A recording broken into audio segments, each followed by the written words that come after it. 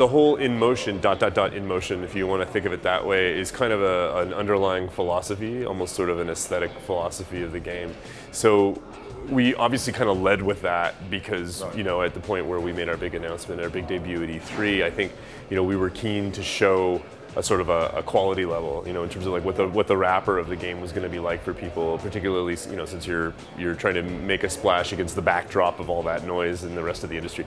As we've moved forward, it just means we've been able to spend a lot of time focusing on other features, right, on the actual granular details of the game. So the in motion part of it is still stitching all that stuff together, but I think of it as kind of an umbrella. We've kind of unboxed the game for people now. Now we're getting into the nitty gritty of it. For us, it was intentional that we needed to come up with something that could be delivered and shown to people very, very quickly. And one of the biggest challenges with the stealthier aspects of the game, and actually even just with the more systemic aspects of the game, is that it's hard to give somebody that kind of 15-second soundbite or that 5-minute demo or video that's going to explain the depth of the game and also the implications of that, because that's something you find out through playing. It's something you find out by watching multiple videos or by watching someone demo it over a period of time. So I think it was we understood going in that by leading with something that was kind of a bit more explosive and action driven, that we were certainly going to get people talking and that we were going to have to respond to that, which we have. I mean, and that's why we have a really good community manager who's focused on communicating with like the hardcore Splinter Cell fans and making sure that we give them lots of visibility on the rest of the game. And another aspect that will be pleasing fans is the perfectionist mode. Right. So maybe you could just sort of talk about what that will do for you. Yeah, I mean, so with the difficulty modes, of course, it's you're going to hear me couch my terms because that's probably one of the last things that gets finalized in any game because you're constantly tweaking and tuning it.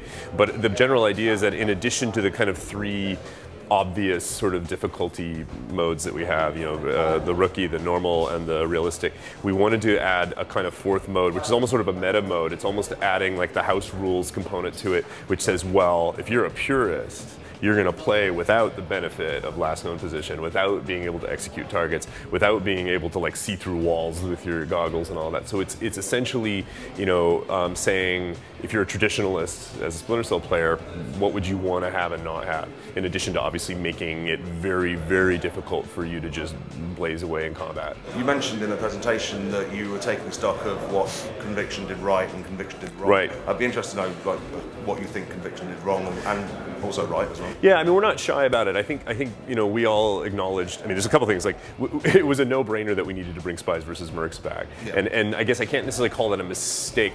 I think if we'd tried to put it into Conviction, we probably would have ended up doing a mediocre job of it, and I think we knew that, so I think we opted to pick our battles carefully, and I know people, of course, are always disappointed when they don't have the thing that they like about a series, but we're really happy that we're able to bring it back at a point where we know we can do it right. Sam is meant to be, you know, among the most elite operatives in the world, right? Well, how do we let the player experience that? How do we put the player in the shoes of someone who has that kind of training?